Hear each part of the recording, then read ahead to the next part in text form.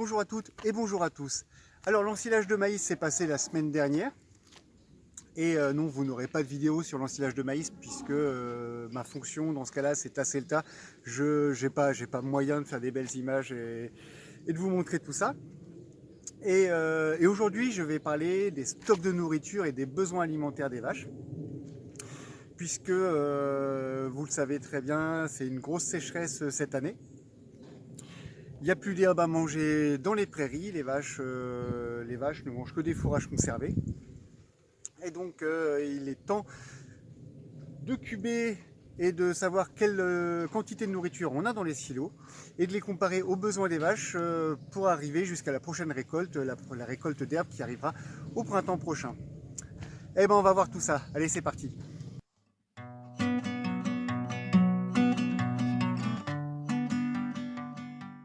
Alors pour calculer les besoins des vaches, je vais partir sur une hypothèse la plus pessimiste possible, c'est-à-dire que les vaches resteront uniquement à manger de l'ensilage. Et pour aller jusqu'au 1er avril en ayant en même temps un printemps assez tardif sans pâturage au mois de mars. Ce qui nous fait 60 vaches par environ 16 kg de matière sèche fois 210 jours, septembre, octobre, novembre, décembre, janvier, février, mars. Et ça nous fait 201 tonnes, rien que pour les vaches. Alors les vaches ne vont manger quasiment que de l'ensilage, donc on va cuber les silos. Ce silo fait 6,50 m de large par environ 1,70 m de haut par une longueur que j'ai estimée un petit peu pessimiste à 17 mètres de long. La densité en matière sèche du maïs, comme il a été assez sec et difficile à tasser, je l'ai estimé à 220 kg de matière sèche par mètre cube.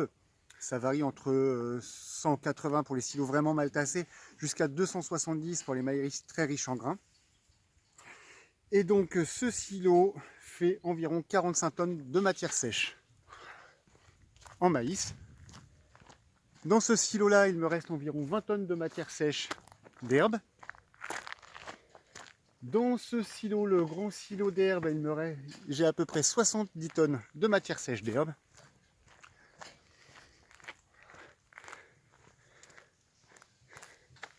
Et dans le grand silo de maïs, à peu près 80 tonnes de maïs, ce qui me fait un total de 218 tonnes en totalité de maïs pour des besoins des vaches qui sont de 201. On va se dire que ça suffit, sauf que moi j'aime bien garder une cinquantaine de tonnes de maïs pour pouvoir complémenter quand les vaches sont au pâturage, pour pouvoir aller jusqu'à la récolte de maïs qui a lieu en septembre. Donc globalement, ça ne le fait pas. Donc reste ensuite à estimer les besoins des génisses qui vont principalement manger de l'enrubanage et du foin. Alors pour aller rapidement, j'ai 25 génisses de plus d'un an qui vont manger pendant 210 jours environ 12 kg de matière sèche, ce qui me fait 63 tonnes, plus une dizaine de génisses de plus de 2 ans et vaches taries, ça va manger 25 tonnes. Et les petits veaux qui naissent en ce moment, qui vont manger environ 25 tonnes aussi, il y en a 25. Ce qui me fait 113 tonnes de besoins en foin et en rubanage. Alors nous voilà devant la réserve de foin. En foin et en rubanage, j'ai encore à peu près 300 ballots que j'estime à 300 kg de matière sèche, ce qui me fait 90 tonnes. Ça reste inférieur aux 113 tonnes dont les génisses, les veaux et les vaches taries vont avoir besoin. Donc si on veut bien résumer, il me manque environ 30 tonnes d'ensilage pour nourrir mes vaches et 20 tonnes de foin pour nourrir mes génisses pour cet hiver.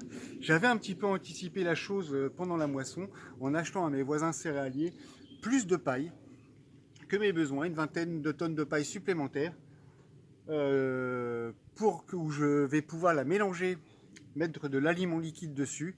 Et cette paille mélangée à l'aliment liquide représente la valeur alimentaire d'un foin. Donc au niveau de l'alimentation de mes génisses, c'est à peu près couvert. Bon alors du coup, pour économiser du maïs, je vais aussi donner du foin à mes vaches qui va me permettre de diminuer la quantité d'ensilage que je leur distribue, même si le foin est un fourrage moins riche et va permettre de faire moins de lait. Après, nous ne sommes que début septembre. et le manque de fourrage qui est prévu. Si par exemple il pleuvait des pluies conséquentes à partir de mi-septembre et fin septembre, sur les 40 hectares d'herbe où les vaches ne vont plus pâturer sur les prairies de fauche, je peux espérer une récolte à la fois en pâture ou alors en ensilage d'environ 1,5 tonne par hectare, ce qui me ferait 60 tonnes de matière sèche récoltée, et auquel cas là, on ferait largement le tour. Petit point au passage, l'année 2017 avait été une bonne année au niveau des récoltes notamment de maïs, et il me restait du stock. Et en ça va m'aider à passer cette année difficile. Par contre, si l'année prochaine, c'est clair que j'aurai quasiment aucun stock au mois d'avril, si l'année prochaine se révèle être une année très mauvaise en récolte, je serai peut-être obligé d'ensiler du blé qui au départ était destiné à la vente. Et je serai probablement obligé d'implanter des couverts des graminées pour pousser après les récoltes pour assurer un stock suffisant de nourriture. C'est parce que le manque de nourriture, c'est vraiment quelque chose qui me fait bien peur. Mais c'est vrai qu'étudier les stocks fourragers, faire ce qu'on appelle un bilan fourrager pour savoir évaluer les stocks et les besoins des animaux, c'est vraiment important à faire en début de saison parce que ça coûte très très cher quand on s'aperçoit par exemple en janvier qu'on n'a plus assez de nourriture, qu'on est obligé d'acheter toute la nourriture pour le troupeau. Après, il y a des éleveurs qui sont obligés de se séparer de certains animaux, de diminuer le cheptel pour que moins il y a de vaches, moins ça mange et plus les autres vont avoir à manger longtemps.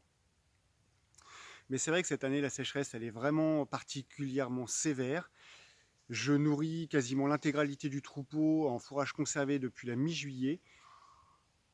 Et un hiver qui commence mi-juillet, c'est un hiver particulièrement long. Voilà, j'espère vraiment qu'il va pleuvoir bientôt. Et moi, je vous dis à bientôt pour de nouvelles aventures. Allez, salut!